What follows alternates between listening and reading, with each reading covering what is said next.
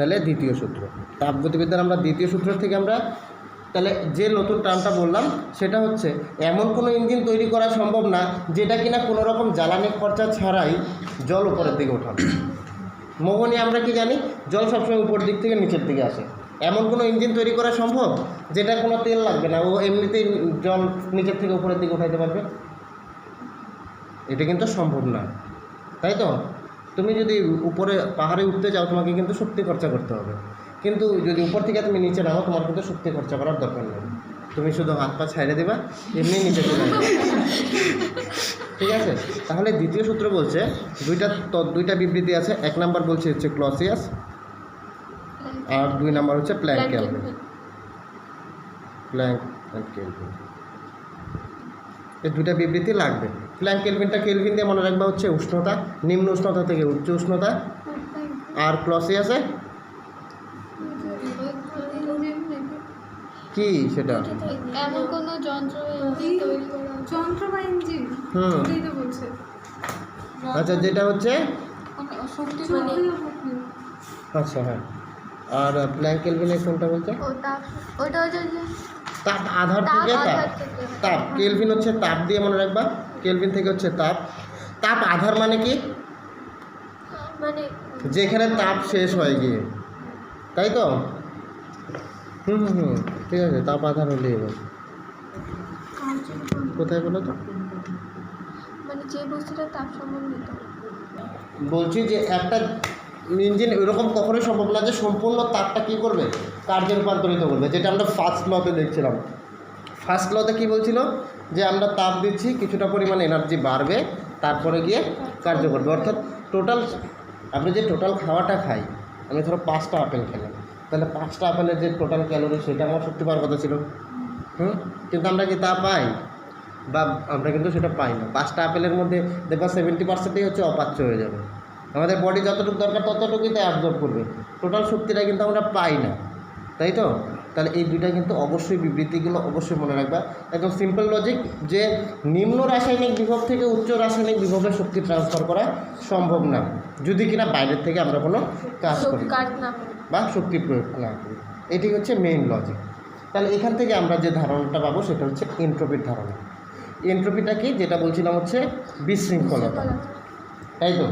এইবার আমরা গতদিন প্রথম সূত্র থেকে দেখলাম, প্রথম সূত্রতে বললো যে সমস্ত বিক্রিয়াগুলি হচ্ছে ΔH নেগেটিভ, প্রথম গতিসূত্র বললো যেগুলি হচ্ছে তাপমোচী বিক্রিয়া, সেই তাপমোচী বিক্রিয়াগুলি বলছিল স্বতঃস্ফূর্ত, তাই তো? এটা ফার্স্ট ল, এই কনক্লুশনটা দিয়ে গেল। আসলো সেকেন্ড ল বললো যে সমস্ত প্রক্রিয়ায় দেখছি এন্ট্রপির বৃদ্ধি ঘটছে তারা হচ্ছে কি তাহলে? তাহলে এন্ট্রপির যদি বৃদ্ধি পায় তাহলে সেটা স্বতঃস্ফূর্ত প্রক্রিয়া। এন্ট্রপির বৃদ্ধি মানে কীরকম? ধরো এখানে নাইট্রোজেন 2 অণু 3 অণু হাইড্রোজেন বিক্রিয়া করলো, এখান থেকে 2 অণু অ্যামোনিয়া তৈরি করলো।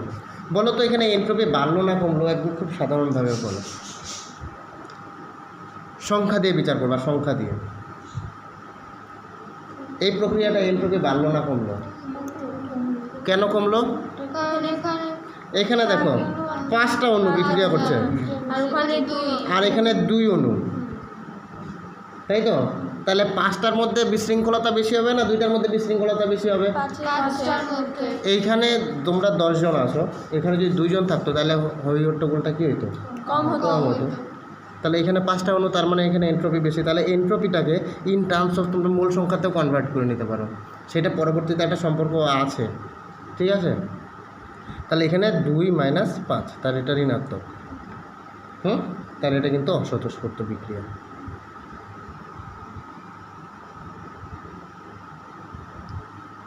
তাহলে এইভাবে বুঝতেই পারছো। তাহলে সেকেন্ড ল বলছে কিন্তু কিছু কিছু ক্ষেত্রে দেখা যায় আরে এগুলো বিক্রিয়া তো অটোমেটিকভাবে উঠছে, বিশৃঙ্খলতা কমে যাচ্ছে। যেরকম একটা নর্মাল জিনিস দেখো, আমাদের এখানটায় যদি আমি একটা বরফ রাখি তাহলে বরফটা গলে কী হয়ে যাবে? জল হয়ে যাবে। তাহলে এটা অটোমেটিক প্রসেস। যদি বরফটা গলে জল হয় তাহলে সেই ক্ষেত্রে এন্ট্রপি বাড়বে না কমবে? এন্ট্রপির ধারণাটা কি? কণাগুলির মধ্যে বিশৃঙ্খলতা, সোজা কথা। যে কণা যত বেশি বিশৃঙ্খল তার এন্ট্রপি তত বেশি। ঠিক আছে, তাহলে বরফের মধ্যে জলের কণাগুলি বা জলের অণুগুলি কী ছিল? কম্প্যাক্ট। তরলে গেলে কী হচ্ছিল? দূরত্ব বাড়ছে, বিশৃঙ্খলতা একটু বাড়লো। গ্যাসে গেলে আরও বেশি হয়ে যাচ্ছে বিশৃঙ্খলতা, মানে উল্টাপাল্টা ছুটাছুটি করবে তো। গ্যাসের কণাগুলি কি উল্টাপাল্টা ছুটাছুটি করছে তো, কিন্তু কঠিনের বেলায় একদম কম্প্যাক্ট। তাহলে কঠিন থেকে তরল, তরল থেকে হচ্ছে গ্যাস। তাহলে দেখছি আমরা হচ্ছে ডে বাই ডে হচ্ছে কি হচ্ছে বিশৃঙ্খলতাটা বেড়েই চলছে। এইবার কথা হচ্ছে, তাহলে আমরা দেখছি আমাদের এখানে বরফগুলো কী হয়ে যাচ্ছে? জল হয়ে যাচ্ছে। তাহলে এবার এটা আমাকে বলো যে শীত প্রধান দেশে তাহলে তো জল জমে বরফ হয়ে যাচ্ছে, তাহলে ওটা কি স্বতঃস্ফূর্ত না? শীত প্রধান দেশ যেখানে শীত বেশি, ওইখানে জলটা জমে কী হয়ে যায়? বরফ হয়ে যায়। তাহলে এইখানে যেরকম আমরা দেখছি আমাদের অটোমেটিক বরফটাগুলো জল হচ্ছে, এটা একটা অটোমেটিক প্রসেস, তাহলে এন্ট্রপি বাড়ছে। কিন্তু যদি জল জমে অটোমেটিকভাবে বরফ হয়ে যায় শীত প্রধান দেশে, যদি শীত প্রধান দেশ, এখানে জল থেকে কি হয়ে যাচ্ছে? অটোমেটিকভাবে অটোমেটিক মানে আমরা কি বলছি? স্বতঃস্ফূর্ত। অটোমেটিকভাবে বরফ হয়ে যাচ্ছে। তাতে এতে করে এন্ট্রপির হ্রাস ঘটলো না বৃদ্ধি ঘটলো? তাহলে এখানে এন্ট্রপির হ্রাস।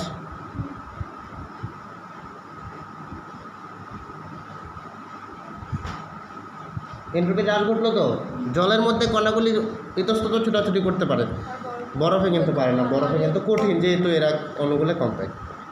তাহলে এটা কি একটা ড্রব্যাক্স সেকেন্ড লয়ের? ড্রব্যাক্স কি না? বলছি সমস্ত প্রক্রিয়া যাদের হচ্ছে এন্ট্রপি বাড়বে তারা হচ্ছে কি স্বতঃস্ফূর্ত। কিন্তু এই ক্ষেত্রে তো জল জমে বরফ হয়ে যাচ্ছে শীত প্রধান দেশে। তাহলে শীত প্রধান দেশে তো মানুষ আছে, তাহলে ওইখানে এন্ট্রপির হ্রাস ঘটছে। তাহলে কী করে স্বতঃস্ফূর্ততার ব্যাখ্যা করলো? ঠিক আছে, দুইজনের জায়গায় ঠিক। এইবার দুইজনের মধ্যে যখন ঝামেলা লাগে তখন এটা মিটায় কে আসে? একজন। 3 নম্বর লোক আসবে না, তৃতীয় সূত্র আসবে না। দুইজনে ঠিক, দুইজনেই তো ঠিক। আমরা দেখছি চুন জলের মধ্যে দিলে গরম হয়ে যাচ্ছে, তাপ উৎপন্ন হচ্ছে, এটা স্বতঃস্ফূর্ত প্রক্রিয়া। ও ঠিক। এ বললো জল বরফগুলো জল হচ্ছে, এও ঠিক। ঠিক আছে, তুমিও ঠিক, কিন্তু তোমরা আলাদা আলাদাভাবে কেউ ঠিক নাই। দুইজনকে তখন সম্পর্কের মধ্যে জুড়ে দিবে। হ্যাঁ, ডিপ রগলির মতো। ঠিক আছে, ওরা বললো তুমিও ঠিক কিছু অংশে, তুমিও ঠিক কিছু অংশে, কিন্তু ভাই তোমরা দুজনে একসাথে কাজ করো, কাজটা ভালো কাজ হবে, একদম সব কিছু হবে। এইটা চলে আসলো গিবস।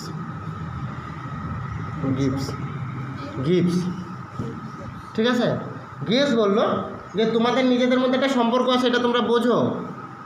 তোমাদের দুইজনের মধ্যে সম্পর্কটা আছে, এটা তোমরা বোঝো। তাইলেই তোমরা সব কিছু তোমরা আলোচনা করো, সব কিছু তোমরা ডিসক্রাইব করতে পারবা, সব তোমাদের জন্য সাকসেস। ঠিক আছে, সেটা হচ্ছে গিবস এটা বললো যে তোমাদের নিজেদের মধ্যে একটা সম্পর্ক আছে। সেই সম্পর্কটা কি? গিবস বললো এই ডেল জি দিল, এটা হচ্ছে গিবসের বলে মুক্ত শক্তি।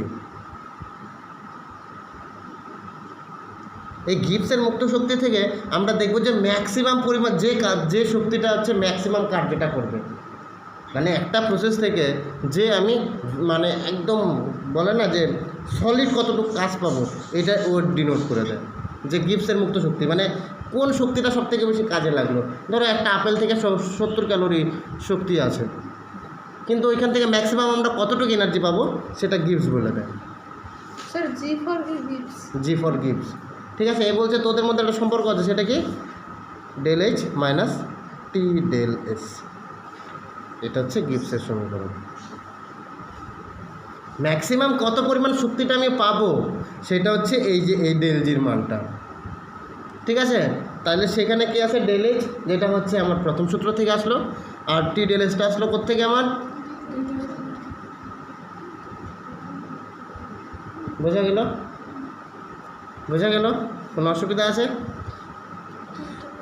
তাহলে গিবসের মুক্ত শক্তি হচ্ছে ডেল জি সমান del H minus T del S. অর্থাৎ এর থেকে তখন বলবে কোনটা স্বতঃস্ফূর্ত প্রক্রিয়া হবে, কোনটা অস্বতঃস্ফূর্ত হবে, বা কোন বিক্রিয়াটা সাম্য অবস্থায় থাকবে, এই গিবস তখন এসে ব্যাখ্যা করলো। গিবস আরও বললো, তাহলে এটা তো বললো তোমাদের মধ্যে ভাই সম্পর্ক আছে, তুমি আলাদা আলাদা ঠিক না, প্রথম সূত্র তুমি কিছুটা অবধি ঠিক, দ্বিতীয় সূত্র তুমি কিছুটা ঠিক, কিন্তু দুইজনে সবটা ঠিক। সে একটা নতুন টার্ম ঢুকাইলো, সেটা কি? এস স্যার, হ্যাঁ, এস কে? টি ডেল এস। টি ডেল্টা এস। ডেল্টা মানে হচ্ছে পরিবর্তন, কত পরিবর্তন হলো, আর ডেল এইচ মানে হচ্ছে এনথালপির পরিবর্তন। তাহলে ডেল জি হচ্ছে লিখলাম মুক্ত শক্তির পরিমাণ,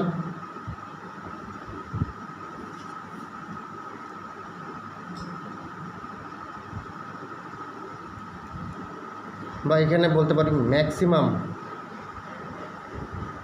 ওয়ার্ক, এটাকে অনেক সময় ডব্লু ম্যাক্সও বলে। ঠিক আছে, মানে ডব্লু ম্যাক্স মানে কি, এখান থেকে আমি ম্যাক্সিমাম যে কার্যটা পাইতে পারি। তাহলে এটা হচ্ছে ডেল জি। ডেল এইচ মানে কি? এনথালপির পরিবর্তন।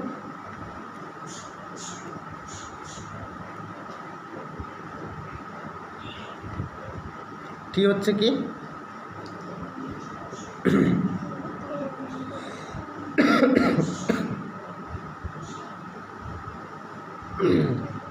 আর এটা হচ্ছে এনট্রপির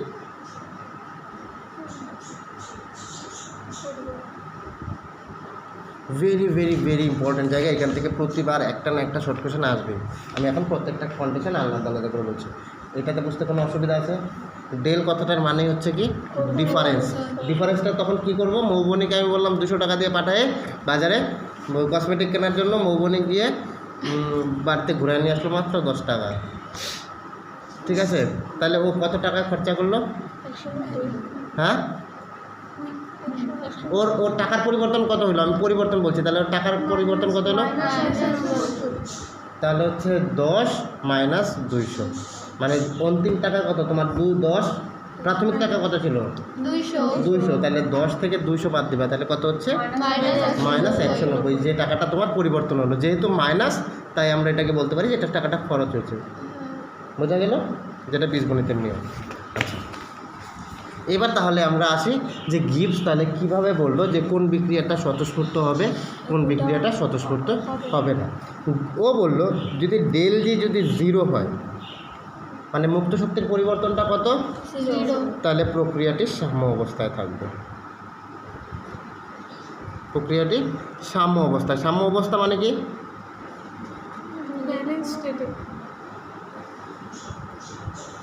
0 ডিগ্রি উষ্ণতায় জল আর বরফ কি হয়ে থাকে? 0 ডিগ্রি উষ্ণতায় জল বরফ হয়, বরফ জল হয়, জল বরফ হয়, বরফ জল হয়। মনে হচ্ছে যে বরফের জলের উপরে বরফ ভাসে আছে, এরকম মনে হয় না? অর্থাৎ যতটা জল হচ্ছে ততটা জলই আবার ঘুরে বরফ হয়ে যাচ্ছে। এটা হচ্ছে সাম্য অবস্থা। তাহলে ডেল জি যখন 0 হবে, তাহলে প্রক্রিয়াটা কী কোথায় থাকবে? ডেল জি যদি ঋণাত্মক হয়, তাহলে প্রক্রিয়াটি কী হবে? এই প্রক্রিয়াটা স্বতঃস্ফূর্ত হবে। ভেরি ইম্পর্টেন্ট, একদম প্রত্যেকটা একদম এক্স ওভার করে এক ইম্পর্টেন্ট। ঠিক আছে, তাহলে ডেল জি ঋণাত্মক হয়ে গেলে কি হবে? লেস দেন 0 মানে ঋণাত্মক, মানে এর চিহ্নটা কি থাকবে? নেগেটিভ। আর এই 0 থাকলে কি হবে? সাম্য অবস্থা। এটা একদম কিন্তু আজীবন লাগবে এখন থেকে। আজকে যেটা বলছি এটা একদম আজীবন লাগবে। এবার যদি ডেল জিটা যদি গ্রেটার দেন 0 হয়, তাহলে অর্থাৎ পজিটিভ, হ্যাঁ, প্রক্রিয়াটি অস্বতঃস্ফূর্ত।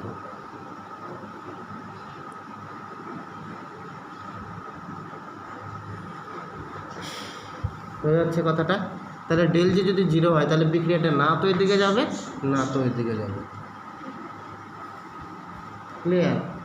বুঝতে কোনো অসুবিধা আছে? তাহলে এবারে এই তিনটা সম্পর্ককে একটু ইলাবোরেট করবো আমরা, কখন কোন কন্ডিশনে তাহলে কি হতে পারে। ঠিক আছে, খুব ভালো করে এই জায়গাগুলো দেখবো। এখানে যতগুলো বলছি বারবার একটু এই জায়গাগুলো প্র্যাকটিস করবো। আমি তোমাদের একটা সেট দিয়ে দেবো, বইয়ে আছে কীভাবে কী করতে হয়।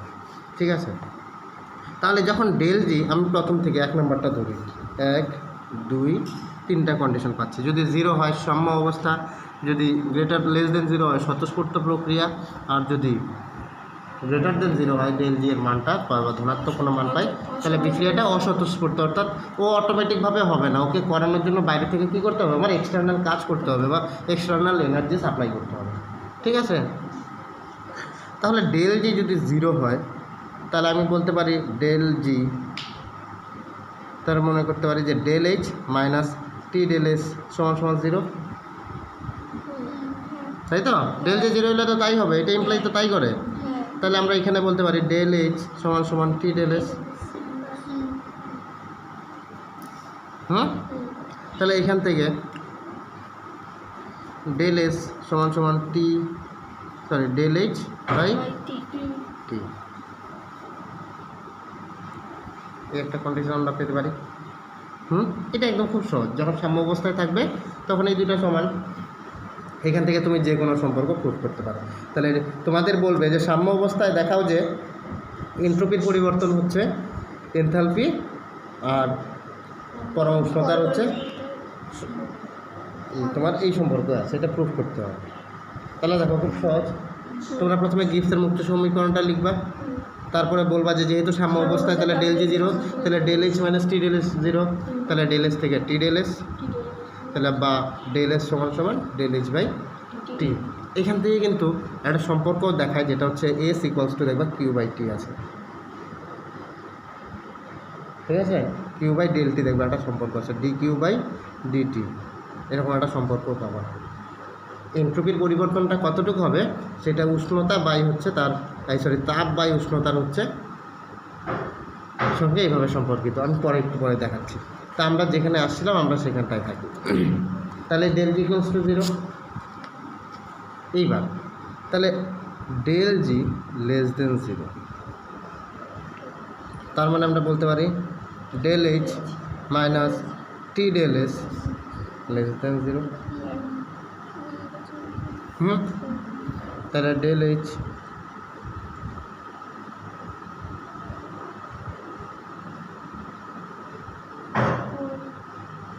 লেস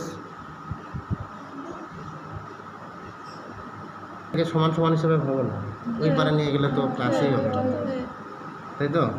তাহলে ডেল এইচ এর মানটা কী হবে, টি ডেল এস থেকে যদি ছোট হয়, এটা কী হবে তাহলে এর থেকে ছোট, এই একটা কন্ডিশান, ঠিক আছে?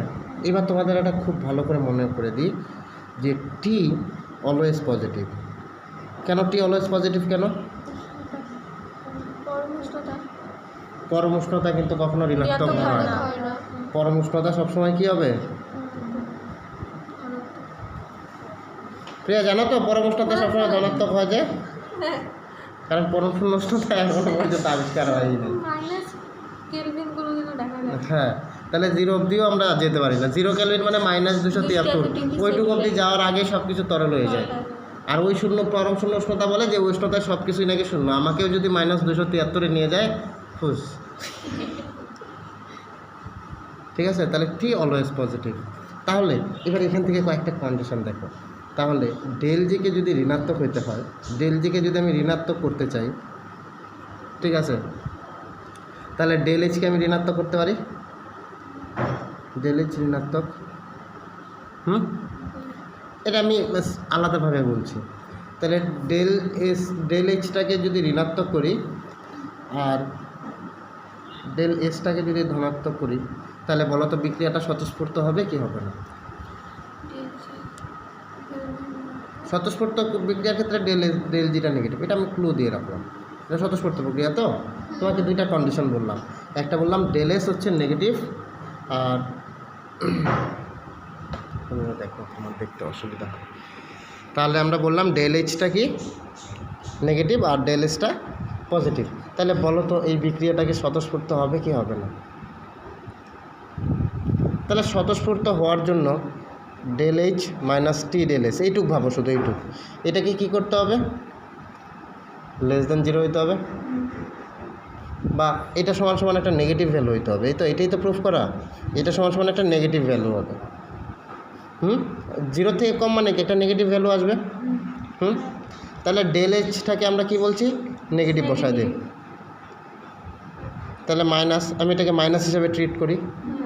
আবার এখানে মাইনাস টি কি আছে প্লাস, ইন্টু ডেল এসটা কি আছে প্লাস ভ্যালু, হ্যাঁ, তাহলে মাইনাস, আর এখানে কি আছে প্লাস মাইনাস মাইনাস, তাহলে এখানে কি পাবো আমি? মাইনাস। এটা মাইনাস এক্স, এটা প্লাস ওয়াই, এটা প্লাস জেড। ভ্যালুগুলো যদি আমি বলি তাহলে এখান থেকে আমি কি পাচ্ছি দেখো তো, minus X minus Y Z. তাহলে এটার ভ্যালুটা যাই বলো তাই বলো, একটা মাইনাস ভ্যালুই আসবে, মাইনাস পি ধরে নিলাম। বুঝতে পারছো? তাহলে এই যদি ডেল এস যদি নেগেটিভ হয় আর ডেল এস যদি পজিটিভ হয় তাহলে বিক্রিয়াটা কি হবে? বিক্রিয়াটি স্বতঃস্ফূর্ত। তাহলে একটা কন্ডিশন বোঝা গেল। মোহনী বুঝতে পারছো তো? তোমার নিয়ে টেনশন, তুমি আসছো না। আর আরেকটা দেখো, কাছের লোক। তাহলে বিক্রিয়াটা কী করে স্বতঃস্ফূর্ত হচ্ছে? তাহলে দেখো, এটা ফার্স্ট ল থেকে আসে, এটা দেখো সেকেন্ড ল থেকে আসে। ফার্স্ট ল থেকে বলে না, মাইনাস মানে কি? তাপমুচ্চ বিক্রিয়া। আর এটা কি? এন্ট্রপির বৃদ্ধি করছে। তাহলে এন্ট্রপির বৃদ্ধি করছে, তাহলে দেখো দুইজনে একসাথে করে কিন্তু স্বতঃস্ফূর্তর একটা শর্ত দেখায় দিল। দুইজনকে দেখো, দুইজনেই ঠিক করে দিল কিন্তু। বলো তোমরা দুইজনেই ঠিক। এবার কথা হচ্ছে, বললো একটা বিক্রিয়া হচ্ছে তাপশোষী একটা বিক্রিয়া, তাপশোষী বিক্রিয়া। হ্যাঁ, তাপগ্রাহী। একটা তাপগ্রাহী বিক্রিয়া, একটা তাপশোষী বিক্রিয়া কি স্বতঃস্ফূর্ত হওয়া সম্ভব? সম্ভব? ব্যাখ্যা করো।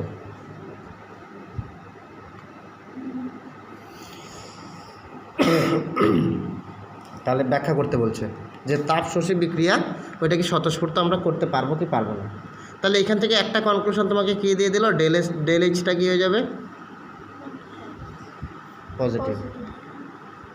কিন্তু আমাকে কি করতে হবে? Del H minus T del S, এটাকে কি করতে হবে? আমাকে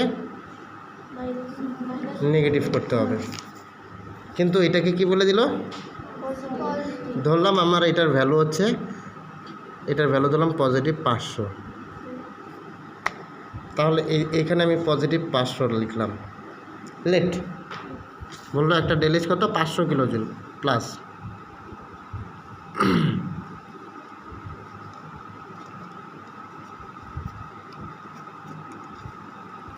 তাহলে এই বিক্রিয়াটা কি স্বতঃস্ফূর্ত হবে কি হবে না? ভালো করে ভাবে বলো।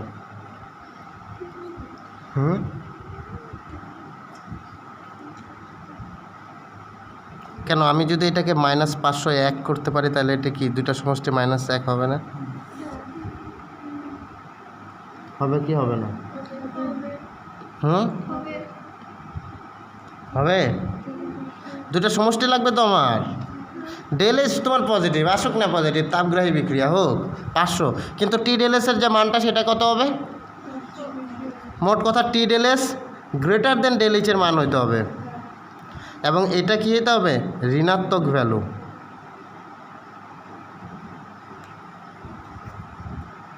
বুঝাইতে পারলাম?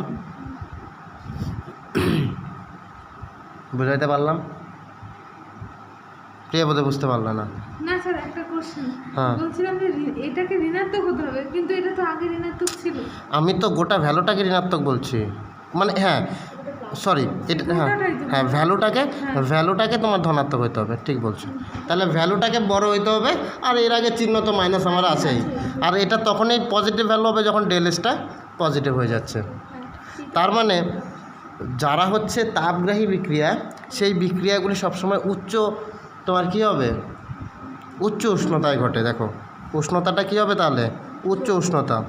উচ্চ উষ্ণতায় যখনই হবে তখন এই টিটা বড় হবে। তাহলে টি বড় হইলে টি ডেল এসটা কী হবে? আরও বড় হবে, আরও বড় হবে অটোমেটিকভাবে, এবং এত বড় হবে যেটা টি ডেল এসটাকে কী করবে? টি ডেল এসটা কী করবে? ডেল এইচের মানটাকে ছাপিয়ে যাবে। এই জায়গাটা ভেরি ভেরি ভেরি ইম্পর্টেন্ট। তাহলে যে যাদের ডেল এইচ পজিটিভ তারা কিন্তু স্বতঃস্ফূর্ত হইতে পারবে, কিন্তু সেটা কিন্তু উষ্ণতাটা কিন্তু উচ্চ উষ্ণতা। কথাটা বুঝাইতে পারলাম? কেন? কারণ টি ডেল এসের মানটা তখন ডেল এইচকে ছাপায় যেতে হবে। বুঝতে পারছো? আচ্ছা, এটা একটা কোশ্চেন গেল। আরেকটা কোশ্চেন আমি বলছি যে ধরো ডেল এস নেগেটিভ, তাহলে অর্থাৎ এন্ট্রপির পরিবর্তনটা কি ঋণাত্মক, তাহলে বিক্রিয়াটা কি স্বতঃস্ফূর্ত হবে?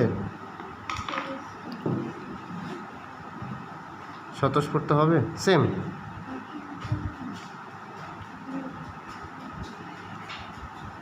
সেম প্রশ্ন।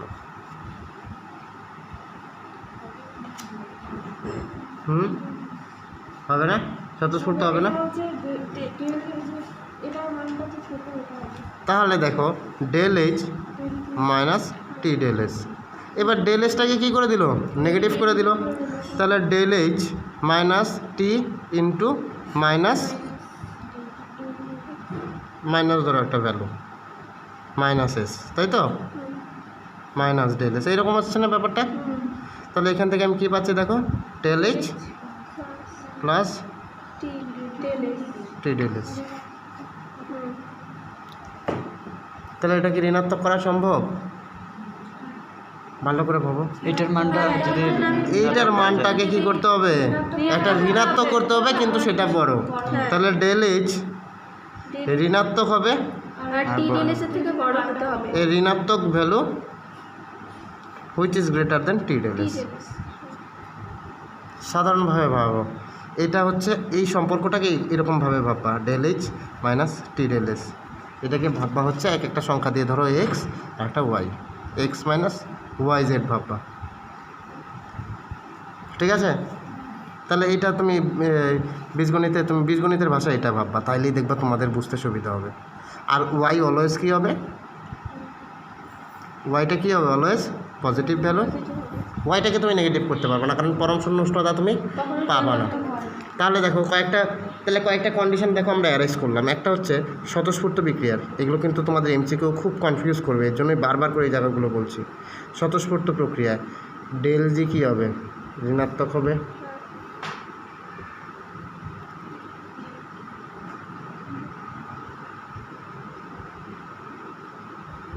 এই একটা কন্ডিশন একটা হলো না? হলো তো? কোনো বিক্রিয়ার ক্ষেত্রে যদি স্বতঃস্ফূর্ত হইতে হলে কী হবে? ডেল জিটাকে ঋণাত্মক হইতে হবে, ঠিক আছে? আর এটা কি? আর এর সঙ্গে সঙ্গে ডেল এইচটাকেও ঋণাত্মক হইতে হবে এবং ডেল এইচটাকেও ধনাত্মক হইতে হবে, যেটা হচ্ছে প্রথম কন্ডিশন যেটা বলছিলাম এখানে, ঠিক আছে? 2 নাম্বার আরেকটা কন্ডিশন দেখো। 2 নাম্বার আরেকটা করতে পারি যে ডেল এইচটা ধনাত্মক,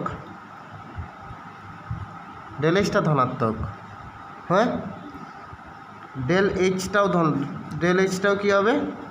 ধনাত্মক। তাহলে এটাও ধনাত্মক, এটাও ধনাত্মক। তাহলে এটা কি স্বতঃস্ফূর্ত হবে? হবে, যদি কিনা টি ডেল এসের ভ্যালুটা ডেল এইচকে কী করে? ওভারকাম করে, তাই না? মনে হচ্ছে একটু অসুবিধা হচ্ছে। দেখো ভালো করে আরেকবার দেখো, তুমি এক্স মাইনাস ওয়াই জেড হিসেবে ভাবো, এই দুটার ভ্যালু আমাকে কী করতে হবে? ঋণাত্মক করতে হবে। তাহলে বলছে এক্সটা কি? ধনাত্মক। এক্স ধনাত্মক, স্বতঃস্ফূর্ত করতে হবে তো, তার মানে ডেল জিটা কী হবে? লেস দেন 0 হবে। তাহলে এটার ভ্যালুটাকে আমার যাই ভ্যালু আসুক এর আগে আমার চিহ্নটাকে কী করতে হবে? মাইনাস আনতে হবে। বলছে এক্সটা পজিটিভ, জেডটাও পজিটিভ। ধরো এটা হচ্ছে, আমি এই ক্ষেত্রে যদি বলি, ধরলাম এটা হচ্ছে 5, আর ধরো ওয়াই অলওয়েজ হচ্ছে 3, আর এসটাও কি বলছে? ধনাত্মক। এখানে একটা ধনাত্মক একটা মান, কিন্তু এটা কখন সম্ভব? যখন এই দুইটার মানটা কী করতে হবে? এর থেকে বড় হবে। তাহলে আমি মিনিমাম যদি 2 বসাই তাইলেই তো বড় হয়ে যাচ্ছে।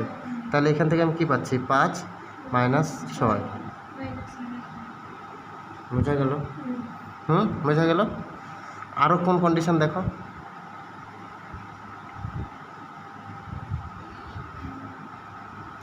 ডেল এইচটাকে আমি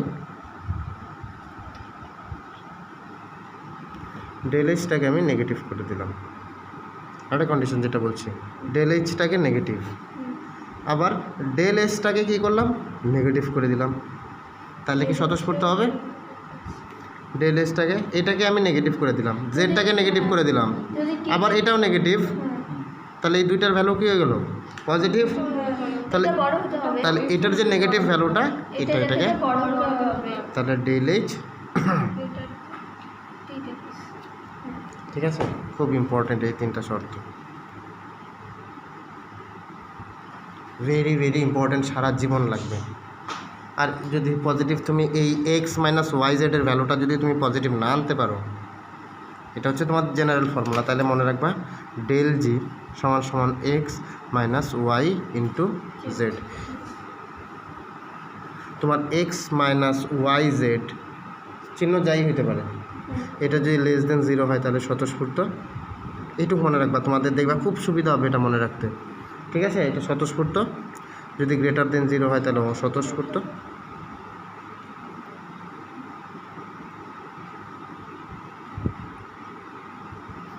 আর যদি ইকুয়ালস টু 0 হয় তাহলে সাম্য অবস্থা। বুঝতে পারছো? আর একটা জিনিস এখান থেকে সবার জন্য কমন, সেটা ওয়াই সবসময় হচ্ছে, ঠিক আছে? তাহলে এইটুকু যদি তুমি মনে রাখো, আশা করি তোমার আর কোনো বিক্রিয়া স্বতঃস্ফূর্ত, কোনো বিক্রিয়া অস্বতঃস্ফূর্ত। দেখো বলছে আণবিক দৃষ্টিতে এনট্রপির সংজ্ঞা।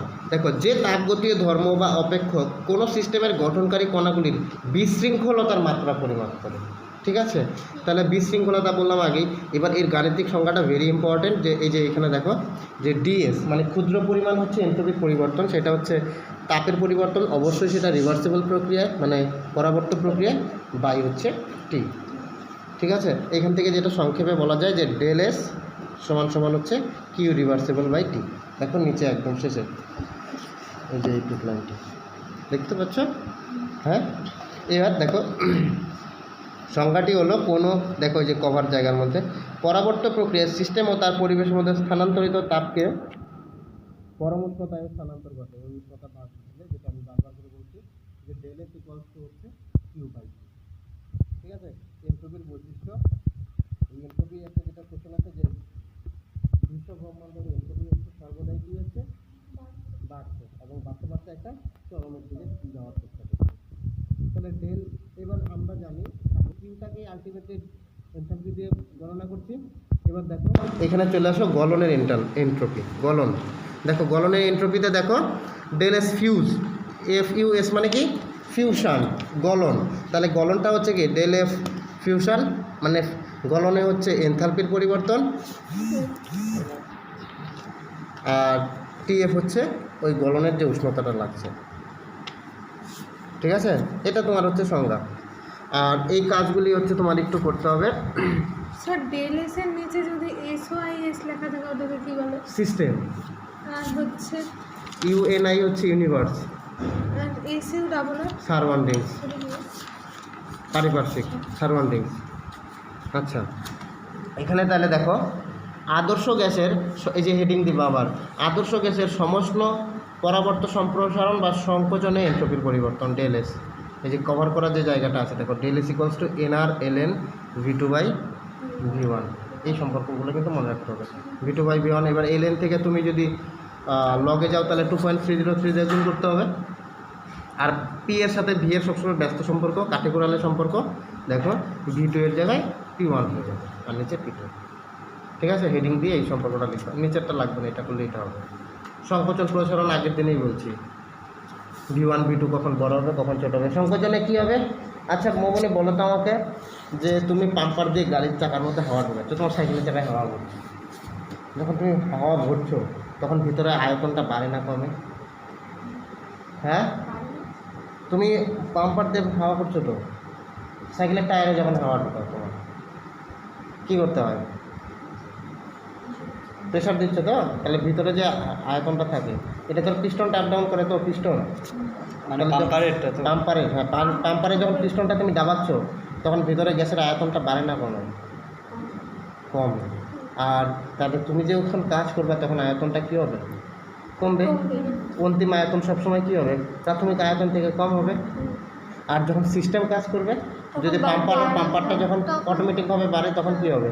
ভিতরে আয়তনটা দেখবা পরের মুহূর্তে দেখবা পাম্পারটা উল্টো ফেলা যায়, তখন আয়তনটা বাইরে যাবে। তাহলে আমরা যে কাজটা করবো সেই কাজটা কি? ধনাত্মক। আর সিস্টেম যে কাজটা করবে সেটা হচ্ছে ঋণাত্মক। মানে আমরা যদি কাজ করি তাহলে ডব্লু ধনাত্মক, আর যদি সিস্টেম কাজ করে তাহলে ঋণাত্মক। পরিবর্তনের এখানে আর যেটা আসে, আচ্ছা এই কন্ডিশনটা ভেরি ইম্পর্টেন্ট। দেখো সাম্য অবস্থায় দেখো এন্ট্রপির পরিবর্তনটা কী হবে? ধ্রুবক হবে না? ধ্রুবক। সাম্য অবস্থায় মানে কি শুরু আর শেষ একই। জল জমে বরফ হলো, বরফ থেকে বাষ্প গেল, বাষ্প থেকে আবার জল হলো, জল থেকে আবার বরফ আসলো, মানে চক্রীয় প্রক্রিয়া বা সাম্য অবস্থায়। এখানে যা আছে, জল থেকে বরফ হচ্ছে, বরফ থেকে জল হচ্ছে, তাহলে সাম্য অবস্থায় কোনো এন্ট্রপির পরিবর্তন হচ্ছে না। এই হেডিং দিবা আর এই কভার করা যায়, এগুলো তুলে রাখবা, এগুলো কিন্তু ইম্পর্টেন্ট, বারবার করে বলছি। তো এই এন্ট্রপি ও তাপগতিবিদ্যার দ্বিতীয় সূত্র এখান থেকে দেখো বলছে, স্বতঃস্ফূর্ত প্রক্রিয়া, একদম নিচে দেখো একটু কভার করা জায়গায় আছে। স্বতঃস্ফূর্ত প্রক্রিয়ায় বিভিন্ন প্রকার শক্তির পারস্পরিক রূপান্তর ঘটলেও বিশ্বের মোট শক্তি সর্বদা স্থির, কিন্তু বিশ্বের মোট এন্ট্রপির পরিমাণ ক্রমশ বৃদ্ধি পাচ্ছে। এটা কিন্তু একটা স্টেটমেন্ট দিয়ে দেবে। এবার এটাকে কিন্তু তোমাদের ব্যাখ্যা করতে বলবে। সব স্বতঃস্ফূর্ত পরিবর্তনেই অপরাবর্তভাবে সংঘটিত হয় ও এই পরিবর্তন সর্বদা একটি নির্দিষ্ট অভিমুখে পরিচালিত হয়। এই যে এটার ব্যাখ্যা কিন্তু এই যে নিচে, এই যে এইটুক জায়গা, ঠিক আছে? এটা ব্যাখ্যা আছে পিছনে, অঙ্ক আছে আর বাকি অনেকগুলি দেখবে তোমাদের সম্পর্ক আছে। এই সম্পর্কগুলো এখনই মাথা কাটানোর দরকার নেই, কোশ্চেন থেকে বলবো। যেগুলি হচ্ছে তোমার কভার করা যে জায়গাগুলি আছে, ওই জায়গাগুলো শুধু একটু তুলে রাখবে। কভার করা জায়গাগুলো, কভার সূত্রগুলি কোশ্চেনে আসবে। আর আমি যে কথাগুলি বললাম সেই কথাগুলি এখানে সংক্ষেপে দেওয়া আছে এতক্ষণ। এইটা বাই চার, এই দুইটা চার, যে ঘরটা পড়বো ওই ঘরটা একটু ভালো করে দেখে যাবা। X minus Y Z formula, সোজা কথা। আর এখানে তেমন নাই। এরপরের দিন হচ্ছে প্রমাণ অবস্থা দেখবো, আর একদম অঙ্কতে চলে যাবো এরপরের দিন। যে এটা তোমরা নিজেরাই পারবা।